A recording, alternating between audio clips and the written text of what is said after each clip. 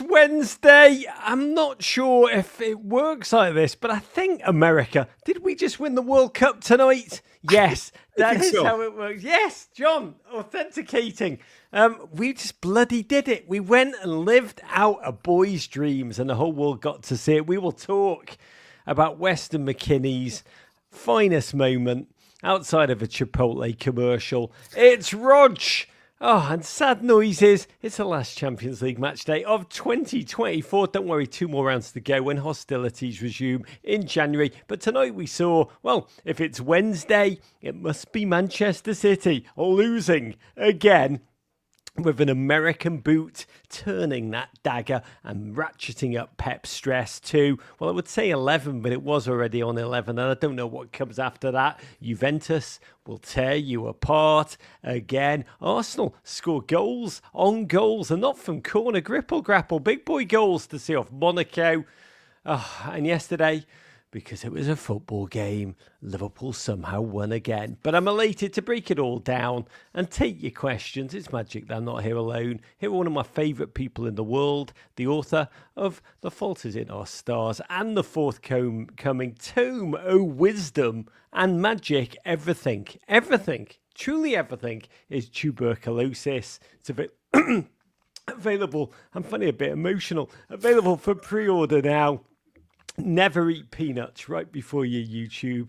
It tells a deeply human story about the fight against the world's deadliest disease. He's just an immense human being, massive Liverpool fan, massive Wimbledon fan. It is a wonder to say, welcome back to that light in the darkness in human form. It's Mr. John Green. Cheers, Rog. Great to be with you. John Green, Luke Neff in the chat says, nice to see John gets a break from signing books. Can we get an update? Yeah, I've signed about 61,000 of the 105,000 I need to sign. How are you? How's your wrist?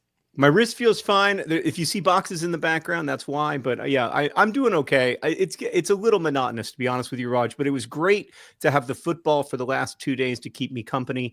I enjoyed every second, well, not every second, but almost every second of this Champions League week. Oh, John, it is a joyous sight. Dude, when I set eyes on you, I feel better automatically. I feel like Cole Palmer when he sees Nico Jackson surging into space ahead of him, ready to bundle that ball God knows where.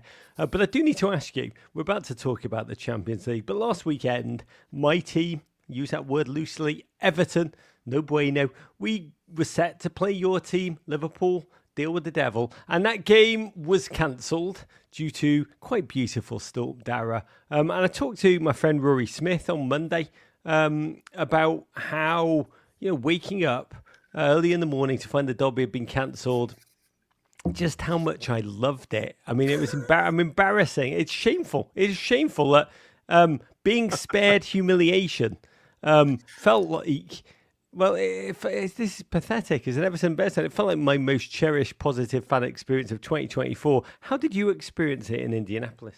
Oh, I was deeply disappointed. I heard that it might be canceled the night before, and I woke up like a kid on Christmas morning who isn't sure if it's going to be Christmas, and it turns out it wasn't Christmas, and I was bummed out. On the other hand, I think I told you the last time we spoke, and I mean this genuinely, that I am more. I'm more worried about Everton than I was about Manchester City. I felt confident we were going to beat Manchester City, and I think that speaks to the situation City's in. I always fear a Merseyside derby. We always play weird in them. They always go weird. Sometimes we win with 96-minute Divock Origi headers. Sometimes we win this way. Sometimes we win that way. We always win a different way, which stresses me out. Can we just let that sentence sit in for a minute? We always win a different way. It's the difference of winning that stresses you out. You had me in there. It's stressful. You had me in there because the 3 wins we've had in the past 24 years, I was like, what's he talking about? And then you delivered the dagger. We always win a different way. And it's that stresses me out. You know what? Let's move on. I walked into that one like a rake. This is a Do It Live, which means you, dear GFOPs, can be part of the show. Come up and ask John Green whatever you want about football or life remembering that everything is tuberculosis. Here's how. Scan the QR code. In the top left of your screen, I'll take you to a Zoom with our producer, the quite beautiful Tony, who'll get you up to ask your question. This Do It Live is brought to you by our great friends at New Balance, whom I adore. The incredible brand behind the boot built for speed. The Furon. Speed it up. I have one around here. I'm actually wearing them at the moment. I will show you before the end of the show, I promise you. We are live on YouTube, but do not be afraid. Your call is audio only. Come on up. Ask John anything. It's a festive end of year Do It Live. We'll be reading your comments throughout the show that you pop in the chat. And get your likes in. Click on that little thumbs up. Subscribe to our channel. We've got Trent Alexander-Arnold coming on later in the week. Just come and be with us.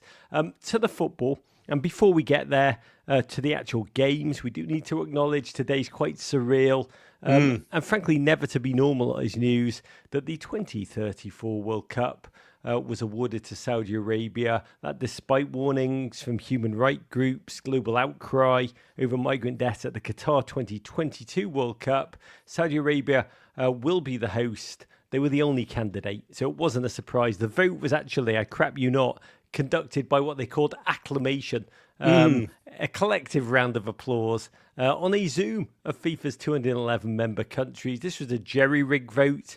FIFA had manufactured this quite crazy 2030 World Cup in 3 continents, 6 nations, Morocco, Portugal, Spain, Argentina, Paraguay, Uruguay, which created the unique conditions that only Saudi Arabia would be an unopposed bidder for 2034. I mean, John, the World Cup is the most watched, the most beloved sporting tournament. I mean, are we safe to say it's now just a bauble, essentially a servant to geopolitical power, and there's not a lot we can do about it? Well, I don't think we can expect the result to be incorruptible when the organization is so notably corrupt and has been for so long. And it's very disheartening to see this process through which, I think you're absolutely right, it becomes a geopolitical play. Rather, sorry, now I'm emotional. It's the peanuts. It's actually the whiskey, but it's disappointing. John drinks scotch for the first time ever. It's never amazing. Done it before. Doesn't go down as easy as I thought it would. I'm just bummed out that there's no process. There's no meaningful process. And so there's so many countries. I think about the South Africa World Cup. What a magical feeling that was. Despite the vuvuzelas, it was wonderful. It was a place that had never had a World Cup, that deserved one. And now we're going to be in a situation where, a country just bought one. It's that simple. They bought it. It's paid for. And it's disappointing. I will say the history of the World Cup, when you look at it, is from the very beginning intertwined with quite, let's just say, terrible hosting decisions. Mussolini had the 1934 World Cup. Argentina's military junta ran the 1978 affair, the first one I consciously remember watching. Putin was given 2018 to make Russia a showcase in modernity. And honestly, every journalist, I was amongst them who was there, did the propaganda bidding of Putin for that World Cup and how the world's changed since then. Of course, the ridiculosity of Qatar with its rented home fans and human rights abuses. We thought FIFA would learn lessons from that, but no. That was not to be. And I do wonder, we got a long time to think about as they actually build not just stadia from scratch, but in their case, they're building a host city from total scratch. Right. What we do here, because there is a cognitive dissonance. We do hold our breath, have pause, and then the second. And by the way, there's no doubt Ronaldo's playing at Saudi Arabia World Cup 2034. He'll be playing age 73. Tim Ream will also be there. Mr. Beast and Jake Paul will also probably be playing for the United States of America by that time.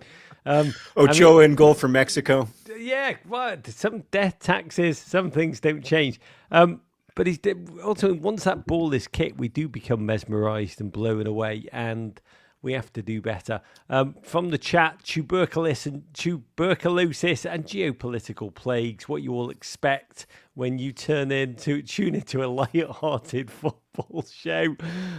Electro Joy says in the chat, watching John signing in a flow state must be a magical experience. John, do you sometimes, when I'm signing, I do think, that was a good signature. But once every couple of hundred, I really aced that one. Or are you just like line? Are you just like locked in? It's the same thing. Once every couple hundred, I'll be like, wow, that was really good. That's what I've been trying to do this whole time. And then almost all of my thoughts are about the signature. So I'll sign one, I'll be like, that's too short. I'll sign one that's too long. I'll sign one that's too small. Like, that's all I think about. And that's part of what's so lovely about it, is that it's difficult enough to occupy your attention, but not difficult enough to really like overwhelm your attention. It's not dissimilar from how I felt playing football when I was in middle school, that like it was enough that I was fully occupied by it, but not so hard that I was stressed out by it until my coach would yell at me. God, that is absolutely amazing. Is it like North African trance music that you just ultimately get drift away, where the world falls away, problems fall away, and it's just John Green facing John Green's signature? That's all that matters. There's nothing there. I'm like Cole Palmer. I'm calm. I've transcended to another dimension. You cannot phase me.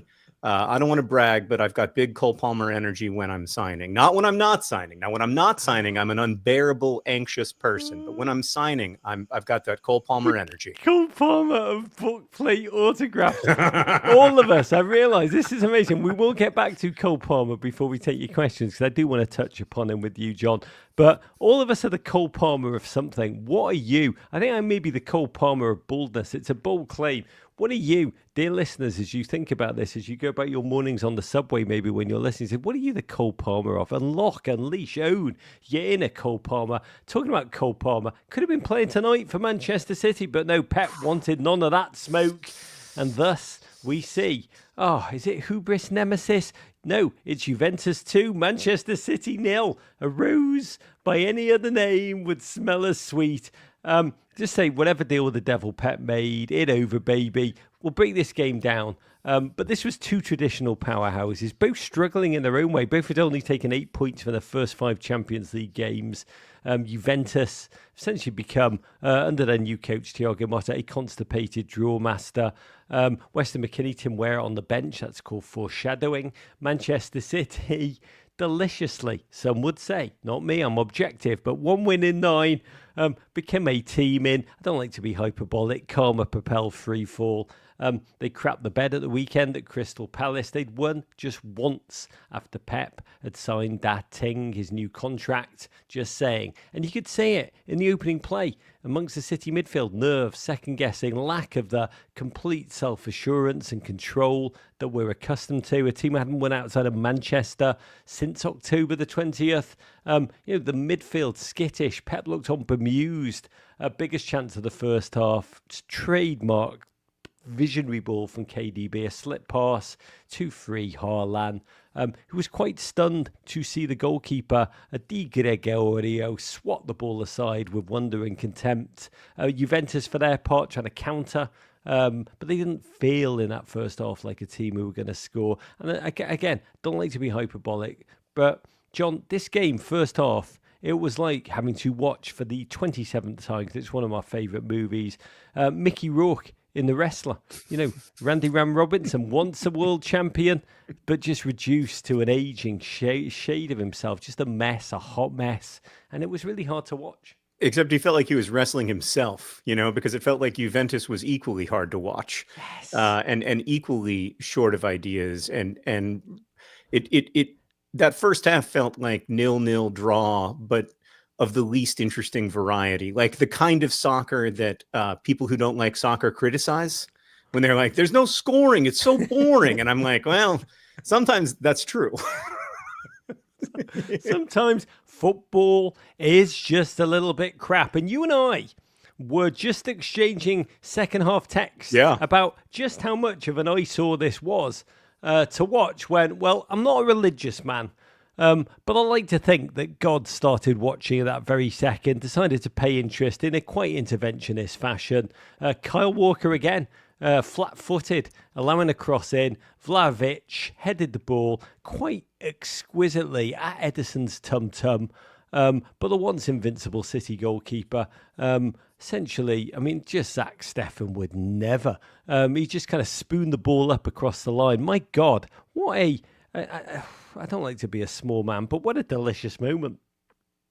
Yeah, no, it was not a beautiful goal. As someone who watches a lot of League Two, I felt like right at home, watching a ball be bumbled over the line and then have there be a little argument over whether or not it actually went over the line. That felt very much at home for me. I thought that Ederson, I mean, I feel bad for him. With goalkeepers, so much is confidence. Like, one of my favorite all-time goalkeepers is the former Arsenal goalkeeper Aaron Ramsdale, who played for Wimbledon for a season and just had an incredible season. Played great for Arsenal, England's #1. And then, but the confidence. That's one thing I admire about your friend Jordan Pickford, is that he's always able to pick himself up. And I feel like Ederson has really, it was not a good save. He should have done better with it. And I think it's gonna increase the pressure that's on him, unfortunately. I mean, it is a uniquely lonely, harrowing position. And Ederson did have the steely determination that you only really see in Icelandic hockey players in the Mighty Ducks. I mean, but mentally, once that goes, it goes. There's an incredible book, which any listener, not to turn back to the heaviness of geopolitics and tuberculosis, but A Life Too Short by Robert Reng, one of the best football books, by Robert Enke, one of the best football books I've ever read. It was actually about the goalkeeper Robert Enke, so it's by Ronald Reng, and it's a German international goalkeeper who died after 6 years of depression in an agonizingly young fashion, and just an insight into the mental, just the heavy mental pressure that these human beings who we look at and laugh at are operating under. I think it's so important, Raj, to remember the human. It's so hard to do, right? Especially when these people, like, I was watching it on my screen, and when they do the zoom in on Ederson's face, Ederson's head is actually bigger on television than it is in real life, right? Like he looks larger than life. He is larger than life, but he's just and we often forget that when we tweet. We often forget that when we comment, that like it's very likely that these players will see this. I mean, I've talked to people in locker rooms before who say the first thing that they do is go online and see what people are saying about how they performed in the game. And that's a human thing. I do it too. After I give a big speech or have a big event, I go online and look to see how people responded to it. I think it's a human thing. And it's so heartbreaking because none of us can know that pressure. Like you and I have both performed in front of big audiences. We've experienced high pressure moments in our lives. Everybody's experienced high pressure moments in their lives, but nobody knows what it's like to have a camera on you and millions of people watching when you mess up. And you can't start crying, which is what I would do. That's what I always want to do, when I'm in an intense experience like that. If you start crying, like if you're Ederson and you start crying in the 68th minute of that game. Why not? It's very cathartic. Let it out. Yeah, but I think it's hard. Yeah. I just think it's a complicated. I think that the social media era makes the confidence part of the game even harder than it would otherwise be, and it's always very hard. Talking about the crying, we actually saw that tears from Sonny at the end of the Spurs game, which we may get to before the end of this show. I mean, essentially, with that comment, John Green, you have prevented us from saying any more about this game again. I'm just going to draw a line under this.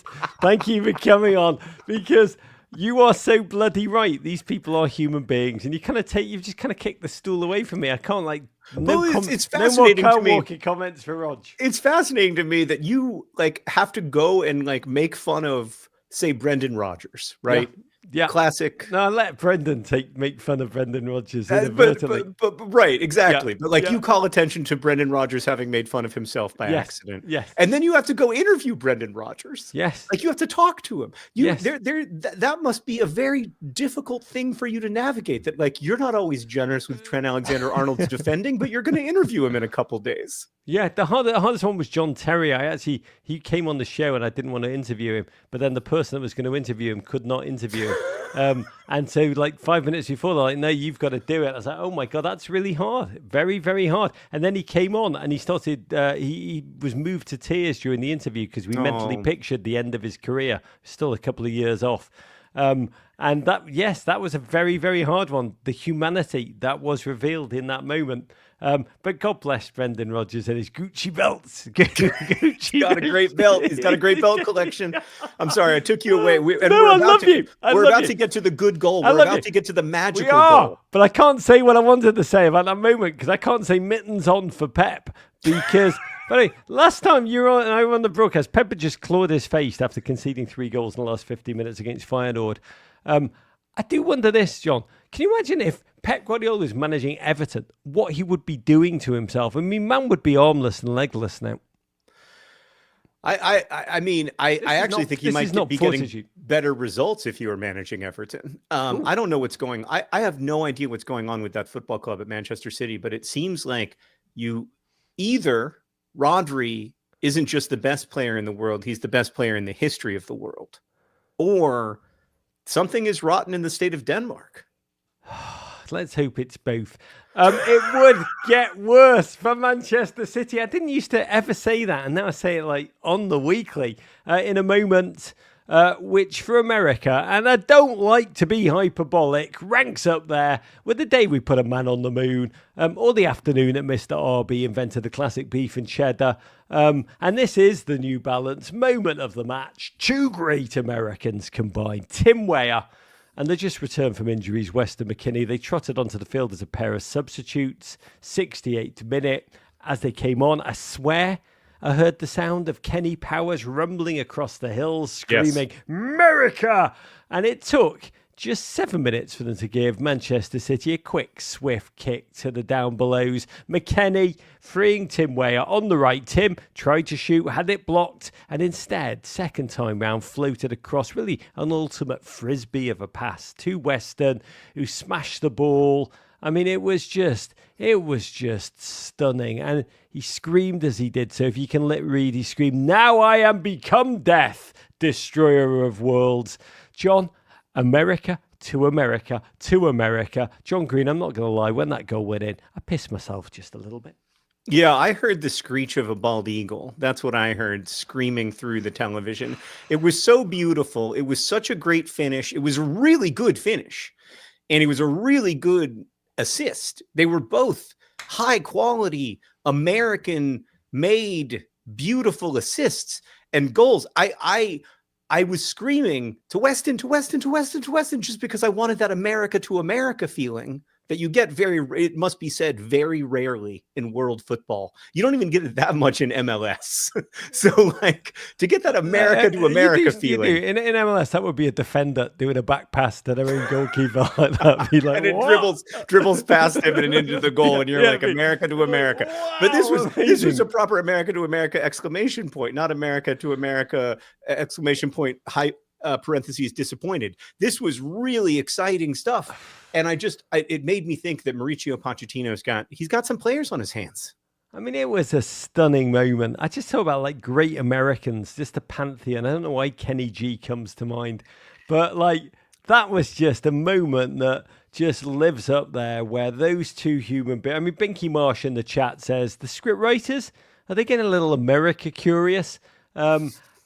I'd like to think they are getting a little America curious because in this nation of ours, John, when we take something that was not our own, we tinker around with it and then we perfect it. So like the thing that comes to mind is American cheese, right? Centuries of English cheese making, French cheese making. Over here, we're like, okay, that's good. But American cheese, that's great. Yeah. This was the American cheese of goals. Yeah, absolutely. It's a craft single, if there's ever been one. You know, we can make it cheaper and we can make it better. Yes. And it was, oh God, it was thrilling. And as you said, it's not like Juventus have been some powerhouse this season. Juventus have had a really rough season. I was expecting this to be kind of give me for Manchester City. Seem to get it in gear. Mauricio Pochettino, that's obviously we have to thank him. That was definitely, I mean, this was his impact, right?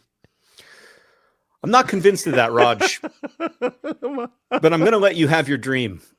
Man proper hates the City. By the way, must have felt amazing for Weston because he is like a character who's constantly been written off. Yeah. Told by his team every single summer that he's surplus to requirement. He's like a cockroach who's very, very good at football when he wants, and he just keeps banging on it. It's magnificent. Yeah, we've got a guy like that at Wimbledon who every season is told like, "Hey, I don't think we need you anymore," and he's like, "No, I'd like to fight for my place." And I love that. I love somebody who will play for the shirt, as they say, in a real way. And I feel that way about Weston McKennie. Like he just when he's good, he is one of the best. And I think we're going to win the World Cup now. That is the only logical conclusion from tonight. Again, John doesn't like to be hyperbolic. No.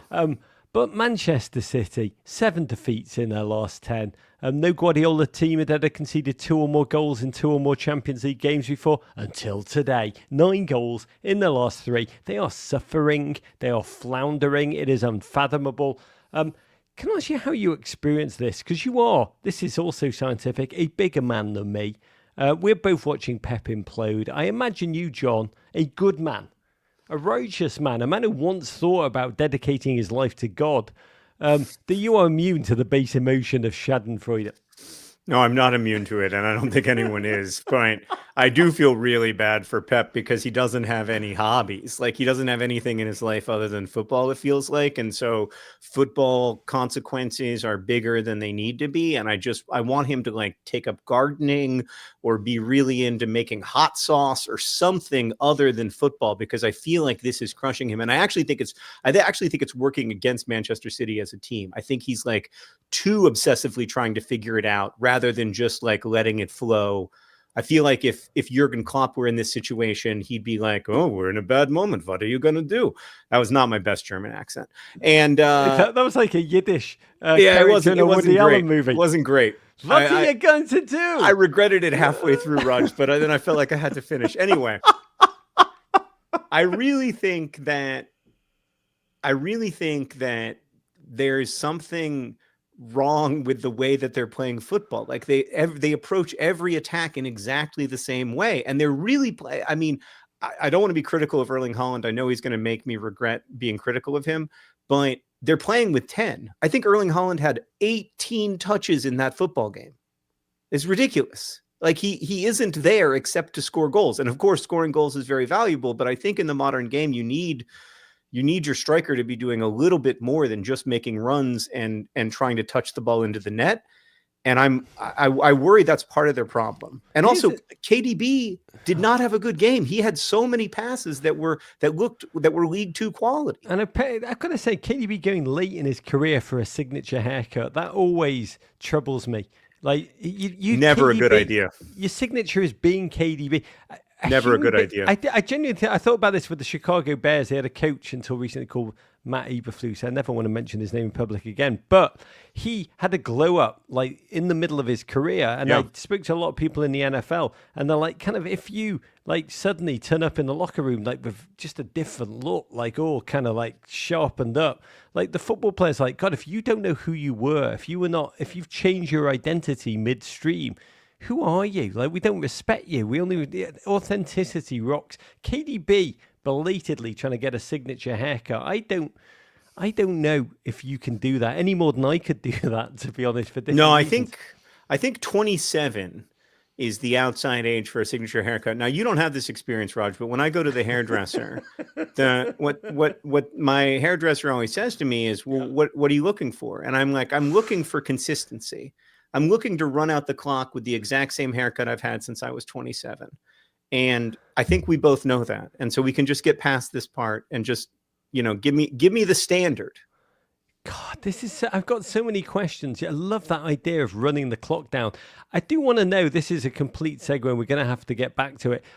When you have a comb over, do you ask for the comb over, or does a barber just suddenly, does a comb over happen slowly under the barber's will, and then you just suddenly have one and you don't even know you have a comb over? Yeah. Or just some people go in and say, don't run the clock down, just stop the clock. Stop the clock. Make sure, let's pretend the clock doesn't exist. Some would say that you go bald the way that you fall in love. slowly than all at once. I have to pause for a second and just let that sink in. In the chat, somebody asked, John, can you pick a great hobby for Pep Guardiola, who I know from the very first time I interviewed him is golf obsessed, is the honest truth. I can't think of a hobby that probably makes him even more manic than football. But if you were to pick one, other than him signing John Green over and over again into a Zen-like tantric state, what would you recommend for him? So I'd actually recommend bowling. I think part of the reason that golf is so upsetting to him is that the landscape changes and everything. Bowling is extremely predictable. It's the same lane every time. You try to do the exact same thing every time. And that's what Manchester City's attack feels like right now, is just trying the same thing over and over again. And in bowling, that is actually the strat. God, the big Pep Bowski. I love that. I do. Just in from Pep post-match. The team today, the play was really, really good, and we performed really well. That's a quote. You can tell how manic it is. When he's dropped the so good, they were really, really good. Really good. Yeah, really, really good. No, really good. By the way, to cap the Schadenfreude, I did Google it during the game. I found a study in Würzburg in Germany in 2015. This is amazing. Found that football fans smiled more quickly and broadly when their rival team missed a penalty, even more than when their own team scored, which is everything. City, no longer a blip. This is definitely a malaise. They end the night 22nd in the table. 24 teams qualify for the next round. Top 8 automatically. PSG away next. Then Club Brugge, who are actually ahead of City in the table in the final game. The nightmare continues. And Manchester United await at the weekend. It's just going to be a bit like watching George McFly and Millhouse have a little knife fight. Hashtag George McFly. Usually I root for Manchester. I'm used to rooting for Manchester United in that game because I'm used to City being at the top of the table. I have no idea how I'll feel this weekend, except that to maybe hope that there's some kind of opening up of the earth that results in both football clubs disappearing forever. Welcome to Storm Dara, lads. Also tonight in the Thierry Henry Memorial Derby, Arsenal beat a very off the pace Monaco 3-0, took the field in a very fetching US-style varsity jacket. They look very Troy Bolton. And it was very High School Musical for 18-year-old midfielder Miles Lewis Skelly, first Champions League start. And he was at the heart of the opening goal, 34th minute. Child warrior, Span freed Jesus with a searingly beautiful pass, and Jesus slapped a dagger of a ball to Saka, far post, close range. A move all the more stunning because, John, I thought the rules were now that Arsenal could only score from corners. This was their first goal from open play in 268 minutes. Was that legal? Yeah, it was surprising to see a non-corner goal. It's frustrating as a Liverpool fan to see how we all made fun of Arsenal's set play coach, and then it turns out, and then you even know his name. I intend to never learn his name, but it turns out that set play coach is some kind of genius, and we should all have a set play coach of his quality. And we should all let him stand in the little box for the real coaches during the set plays. And all of that turns out to be brilliant. To learn that they can also score from open play, and that utterly charismatic, brilliant, wonderful to watch footballer Saka is responsible for their first 2 goals. It's just devastating from a Liverpool fan's perspective. I mean, it's horrifying. He is a gorgeous human being. I do believe he's great. Even on teams you hate, and I don't hate Arsenal, I'm actually very fond of so much that's going on over there, including Win the Dog. Even on teams you hate, there's always a player that you cannot help but love. And I do believe Saka is a young god of love. Yeah, he's incredible. The whole team is very likable, unfortunately, and the way they play is very attractive and fun to watch. And I watched part of that game. I was mostly focused on City's collapse, but I did watch part of that game, and I saw one of Saka's goals, and I saw the late goal as well. And Kai Havertz. Yeah, Kai Havertz, which is it's nice to see Kai Havertz having a nice sort of moment in his career. It hasn't always been easy for him, and it pains me how wonderful they are. Yeah, I mean, also I love how I do admire the Nicholas Jova stuff. I mean, Liverpool had, remember, a goalkeeper a throw-in set piece coach, I and were laughed remember. at. Loved that guy. Yeah, I mean, that's ultimately the future of football. Maybe you could be Liverpool's signature coach in a not too Yeah. distant future. I've thought about it. I think I'm more realistic to be on the Wimbledon staff, if we're being honest, Raj. If I'm going to pick a team, it's probably Yep, going to be my fair, team that's in the fourth tier. fair. And I've thought about You don't how want to could be I the guy that's like, take the pen out of your mouth to do the signing, Darwin Núñez. Don't eat it. I don't want to be I thought about how I could contribute, and I think the main way that I can contribute would be as a professional encourager, you know?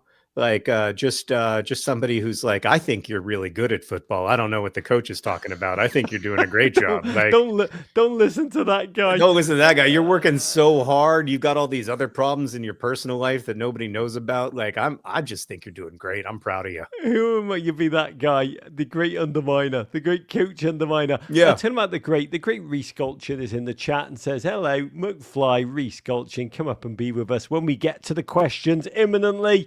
In other games tonight, a Pasiliclus, is that a Pasiliclus, whichever. Milan beat Red Star Belgrade 2-1. Dortmund 2, Barcelona 3. Really native Lamine Yamal propelled wonder, in which Gio Reyna, that child is good. I mean, he's a baby. Talking about babies, Gio Reyna back first start of the season after a truly awful run of injury.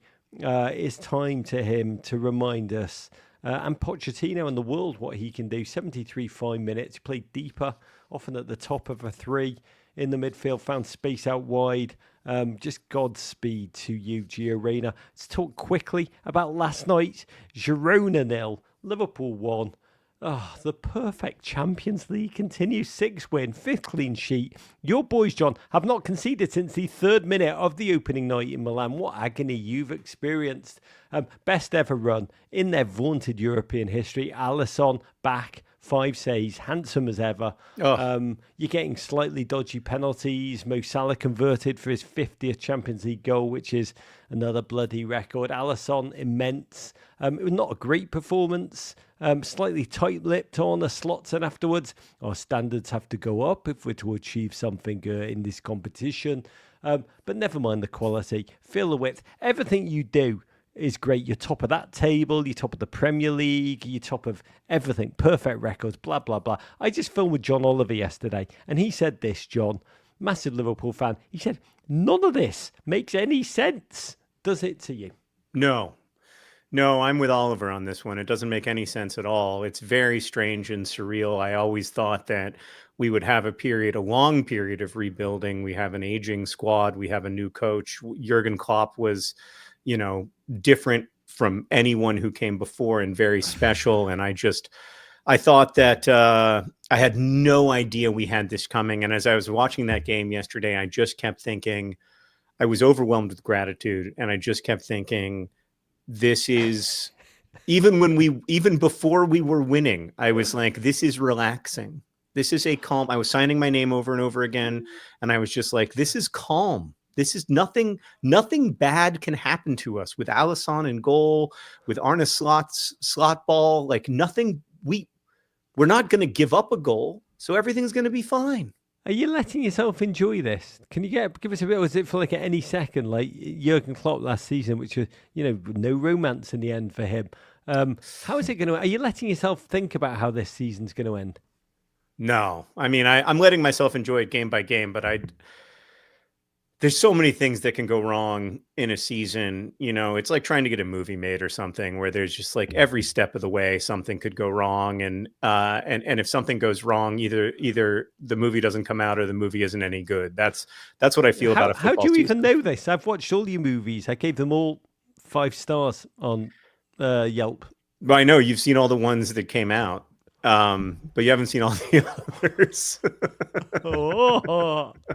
We'll dig deeper into that in questions, where we have questions from listeners such as at Francis Ford Coppola, amongst others. But Aston Villa, congratulations to you. Won last night 3-2. Goals from 2 Emery substitutes. Scouser in the team. Ross Barkley with a deflector. Love that man.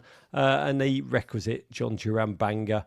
magical narrative for all you Villa fans. Atalanta 2, Real Madrid 3, Jude Bellingham doing Brad Guzan's boys in Bergamo. Real Madrid are back, but they have Manchester City next. That will be quite a psychological fraught clash. Tomorrow, Chelsea play in Astana, Kazakhstan. My wife, 3,500 miles away from London. I actually believe, seriously, New York is closer. That game's tomorrow in the Conference League. And I bring it up, just John, so I can get your take on the man of the hour. Jenny will not be playing tomorrow because they give him European games off. But he is the most scintillating joy of the Premier League season so far. We talked about him up top, Mr. Cole Palmer, Zen Master.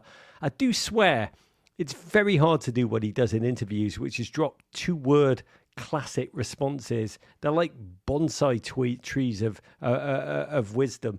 What do you make of him as a character? You're a novelist. You understand human nature. What is going on there?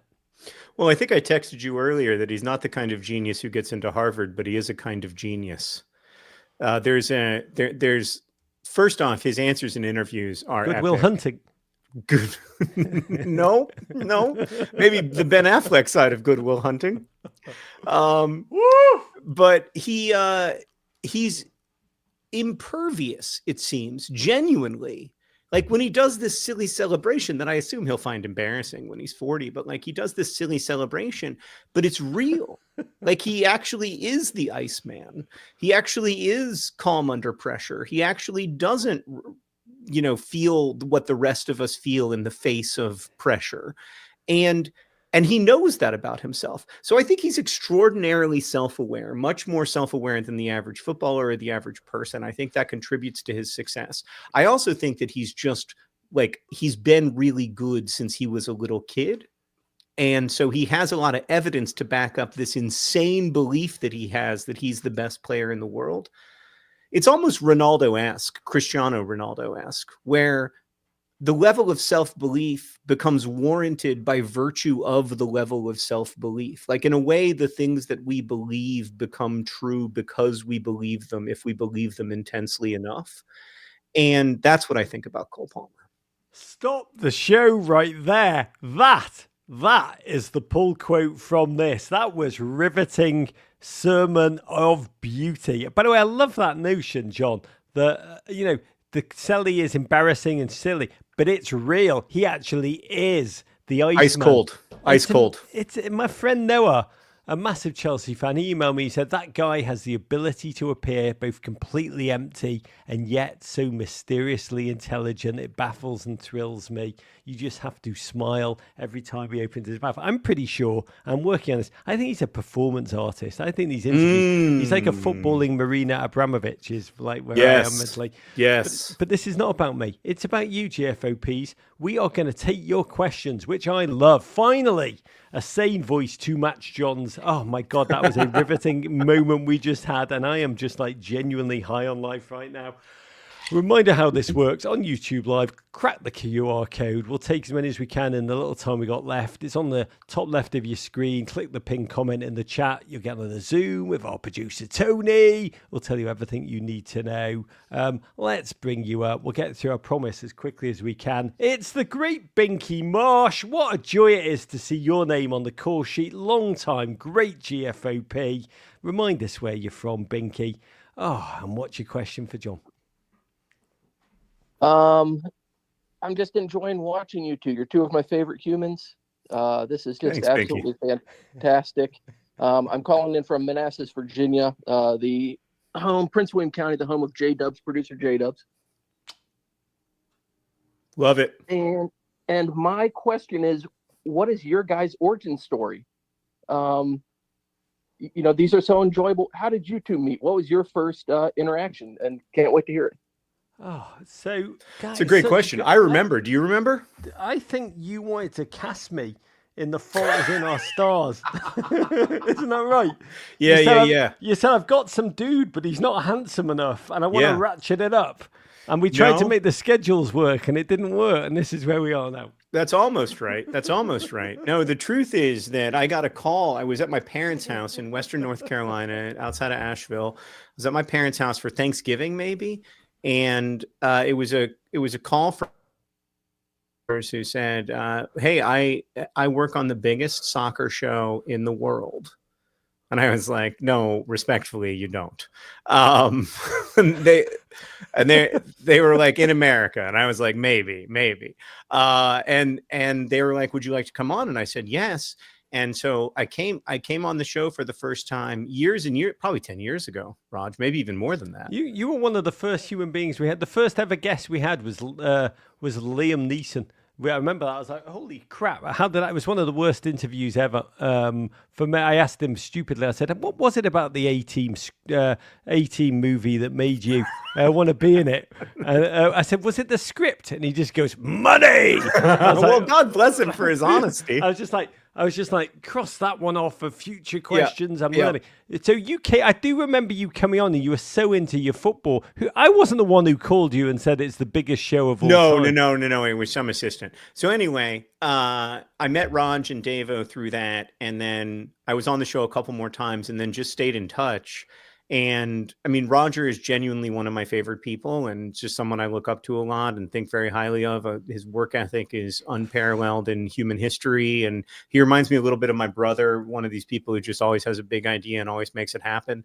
And so the friendship really emerged out of that. And it's been great. And also the other thing is that I genuinely love football. Like this is what I do with my time. This is while Pep Guardiola needs to go bowling, I need to watch football. It brings me joy. It centers my life. It gives me an orientation. It gives my love an orientation. One of the hardest things in the world is to figure out where to place your love, where to focus your love. And when I focus my love on Wimbledon or Liverpool, I feel like I'm in community with wonderful people.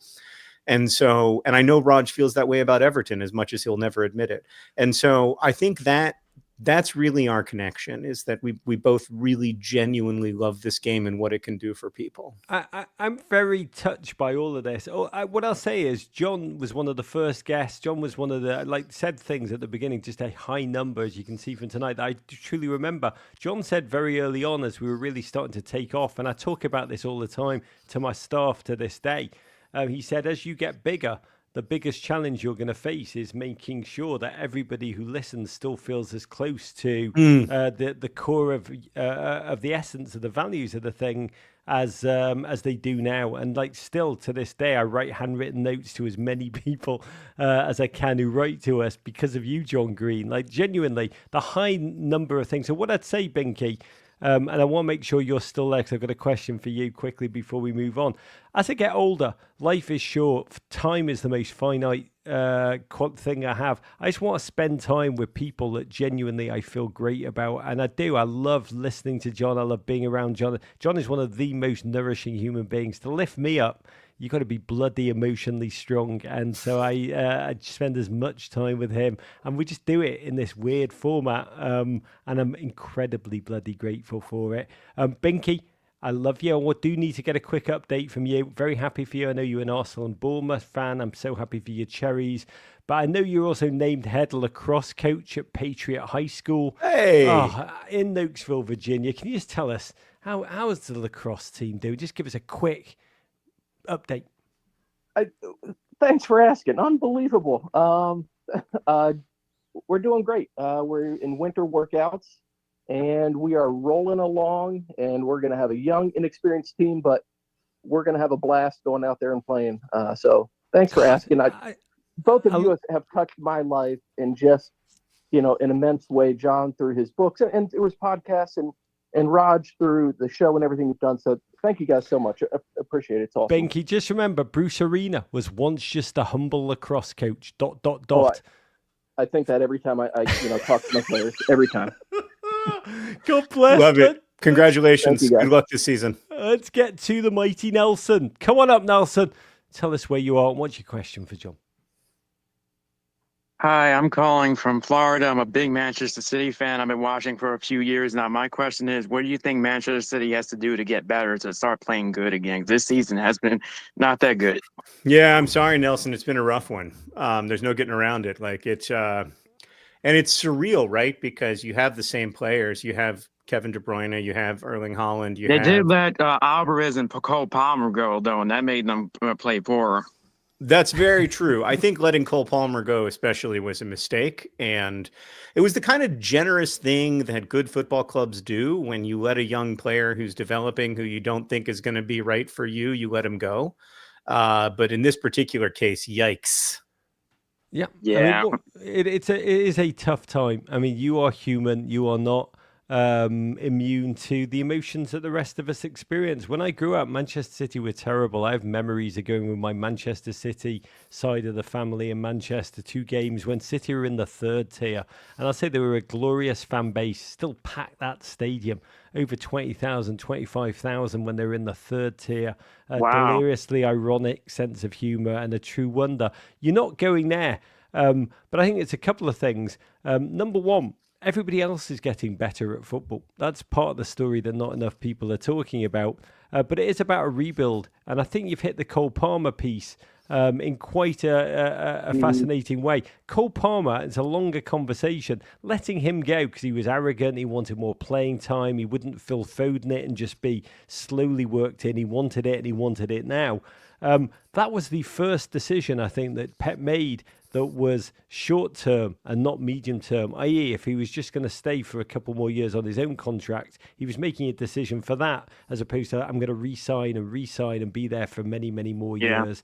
And so now it needs some serious thought, some serious rebuild. There is a great team there. There's a great resource. There just has to be. And Alex Ferguson built many great sides. Pep, in a way, has built 2. Yeah, I'm not a big fan of Alex Ferguson, though. God bless you. He speaks highly of your work, mighty Big Ed. Nelson, I wish you joy again. I really do. This is life.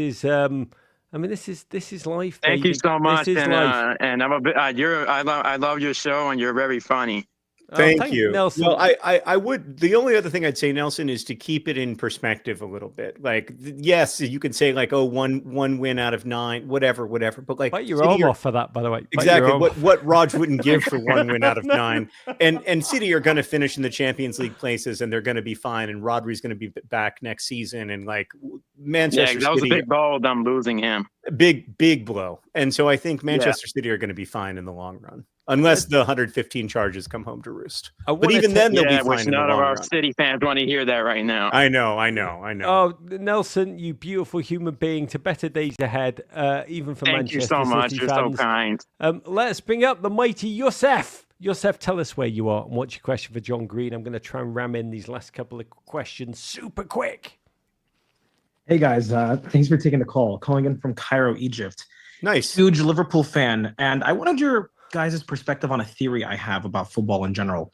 And the theory is that I feel like at the top level, clubs no longer care about good footballers, but rather the best cogs for a very specific and inflexible machine. And it kind of explains why City, a team of theoretically better players than Brighton and Sporting, can get absolutely pummeled when one cog is broken. I just wanted your thoughts on that. Oh, mad ban, Yosef. John. Yeah, I mean, I completely agree. I think, people often say that football, unlike basketball or baseball, is a weak link sport in the sense that your worst player matters as much as your best player, or almost as much as your best player. And really, it's about somebody who fits the system if the system is strong. Right. And so a team like Brighton can come together and build a system that's really strong, and then players can thrive within that system in a way that the same player wouldn't thrive in a different system. I look at a player like Naby Keita, who really did thrive when he was healthy. He did well in the Liverpool midfield. And now, he's struggling to find a club. And I think that's about thriving in a system as much as it's about anything else. God bless. I mean, it's a remarkable question. I once asked Pep, the first time I interviewed him, I asked him whether he watched on and knew exactly what his players were going to do, i.e. were they a system before they took the possession of the ball, or whether even he was like, watching Jazz improvise, and he shouted at me, he goes, "That is a good question." And what he essentially told me, shouted at me, he said he knows exactly what the back line and the midfield are going to do. He's drilled that. He has total control. I asked him if he's like Bill Belichick. He said, "Yeah, I am like Bill Belichick." When my midfield but he said the strikers, he said that's like John Coltrane, that's like a Jazz. He's like constantly shocked. He was talking about Kun Aguero then, and right now Haaland is not playing improvisational jazz in any stretch of the imagination, and the systems footballers are off steps all over the place. Kyle Walker, devoid of his lightning bleeding pace, is just he's really just an Everton defender. Suddenly the midfield, you see it with Gundogan, who I actually thought was brought back to ultimately transfer into coaching and become. He's always talked to me about Gundogan being the next great coach of his players. You see there Gundogan and Bernardo Silva, just that tiny step off. So you don't have either. You don't have the system and you don't have the jazz. And that's kind of where you are. I love systemless jazz. Who doesn't? Youssef, just very quickly, it is a joy to have you. How is it? How is Cairo, Egypt today? Just give us a tiny blast of your beautiful home city. Thank you. Yeah, Cairo is beautiful in its chaos, I'd say. The weather's great, but you have to be okay with absorbing the chaos and understanding that there's a beauty to it, I'd say. Who's your Egyptian team? I definitely do not follow Egyptian football because that's too much chaos. No, you don't want to get involved in fourth tier English football then. Lastly, I was going to say the way that you do that I feel about Wimbledon on a Saturday morning. Too much chaos. I love that. I need to get a mug. Beautiful, but a little chaotic. I can never get enough. We are going to end with the great Christina Stotts, a remarkable GFOP, a beautiful way to end the calls. Christina, if you are there, remind us where you're from and fire away with your question for the great John Green.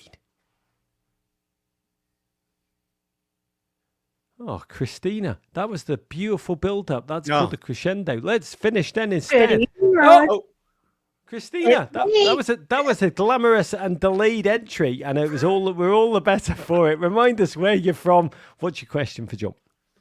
Well, first of all, I had to pause after the beautiful introduction, so I had to take a moment. Good evening, John. This is the beautiful GFOP from Joplin, Missouri, and a fellow Liverpool supporter. And I have two important questions for you. Great. First, do you think we're witnessing a real life Ted Lasso? And second, would you ever write a book on the Liverpool Football Club?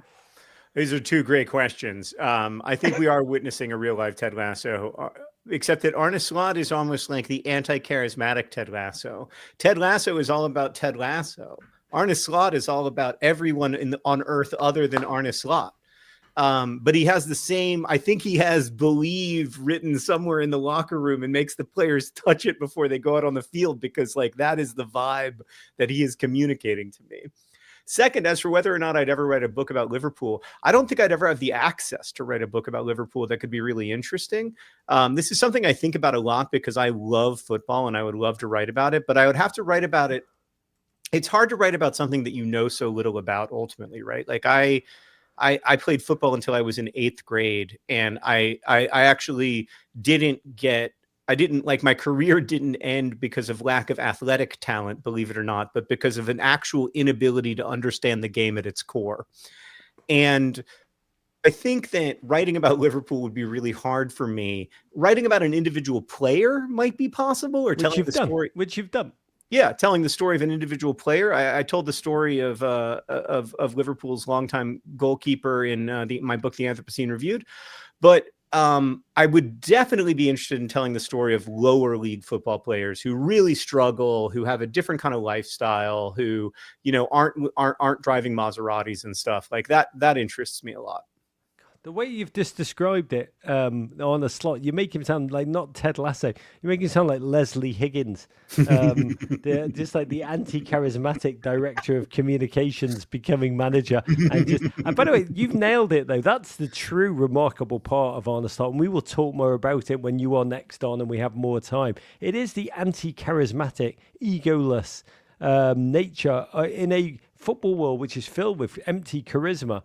And ego. I have never seen the like of this man and how he's doing that to replace all of that cloppiness with, I mean, it's like yin and yang. It really is. There's like almost a balance to it. And somehow that harmony that's been achieved humanly is utterly, utterly remarkable. And I hope, Christina Stotts, you enjoy every single second. I've enjoyed every single call. I'm going to listen back to this show and listen to some of John's wisdom tomorrow. There's tons of great. Oh my God! Tomorrow, Big Ange, the Prince of Celtic, has to play at Rangers. God is a football fan, and she is more ironic than Alanis Morissette. I cannot wait for that in every regard. But one last question for me, John Green. It is the last time I will speak to you on one of these thingy-majiggies this year. And I want you to know that we do not take it for granted having the opportunity to listen to you, laugh with you, be inspired by you. This is the end of the year. It has been a hard year for many. I know it's been a hard year for me. Yeah. The year end, is it meant to be a time of taking stock? It's also a time of celebration. Can I let you close with a word of wisdom for us about how you, Jay Green, approach the holiday season? Well, I think about a lot about a word you use all the time, Rog, courage.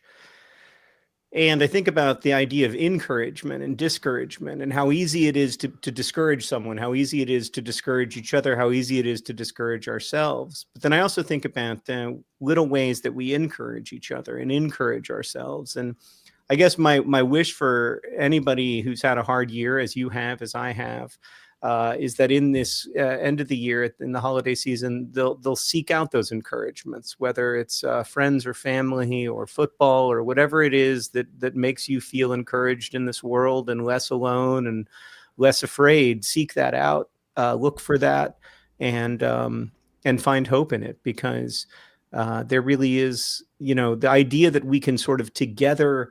We can bring ourselves to courage. We can work ourselves toward being courageous is so beautiful to me. So I guess my wish for you is encouragement.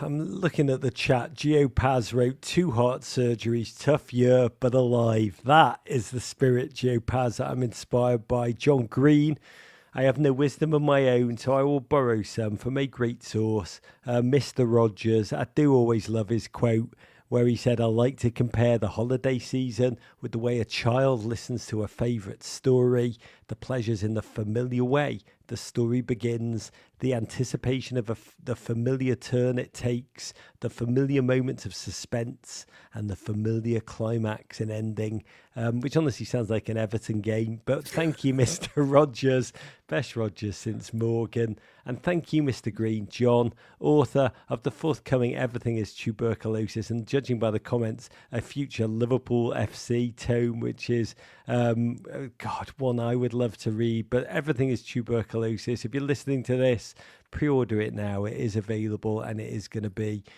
just a magical moment when that is unleashed on the world. John, to you, to your family, to your football clubs, the meaning you find in this connection. Thank you. Courage. Oh, and to all of you, thanks again to my great friends at New Balance for being sponsors of this Do It Live on the Men in Blazers YouTube channel. Big love to all of you. And remember, Gucci belt.